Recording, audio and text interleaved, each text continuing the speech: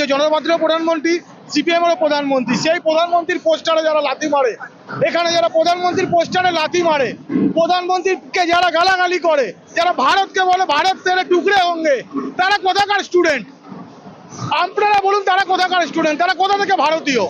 সম্মান করতে পারে না, দেশের সর্বোচ্চ ব্যক্তি সম্মান নেই, তাদের জন্য কোনো আইন শৃঙ্খলা মানে না, তারা পারে শুধু হুলিগান করতে, বিশৃঙ্খলা সৃষ্টি করতে।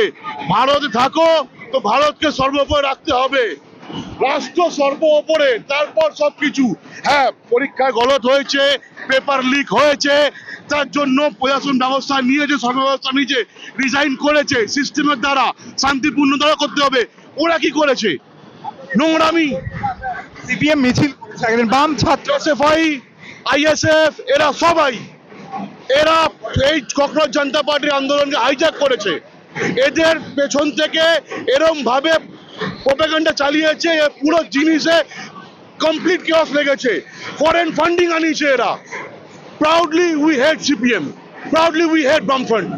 ওটা ককরোচ জনতা পার্টি না, ওটা হারমাত জনতা পার্টি।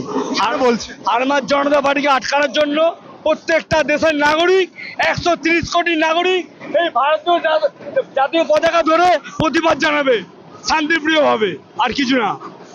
ভারতের প্রধানমন্ত্রী, সবার প্রধানমন্ত্রী, ককরোচেরও প্রধানমন্ত্রী, ভারতীয় জনতা পার্টির প্রধানমন্ত্রী, সিপিএম এর প্রধানমন্ত্রী। সেই প্রধানমন্ত্রীর পোস্টারে যারা লাথি মারে, এখানে যারা প্রধানমন্ত্রীর পোস্টারে লাথি মারে, প্রধানমন্ত্রীকে যারা গালাগালি করে, যারা ভারতকে বলে ভারত তেরে টুকরে হোঙ্গে, তারা কোথাকার স্টুডেন্ট? আপনারা বলুন তারা কোথাকার স্টুডেন্ট? তারা কোথা থেকে ভারতীয়? ভারত তেরে টুকরে হোঙ্গে, তাদের প্রধানমন্ত্রীও যা, আমাদের প্রধানমন্ত্রীও তা। তিনি পুরো ভারতবর্ষের প্রধানমন্ত্রী, যশস্বী নরেন্দ্র মোদী, তার পোস্টারে লাথি মারছে। তো এগুলো ভাববার বিষয়। তারা শ্রীলেখা মিত্র একজন শিক্ষিত অভিনেত্রী, তিনি একজন প্রধানমন্ত্রীর কুরুচিকর পোস্টার নিয়ে। তাদের কাছ থেকে কি শিখবে? তারা যে জেনারেশনের কথা বলছে, জেনারেশন কি শিখবে?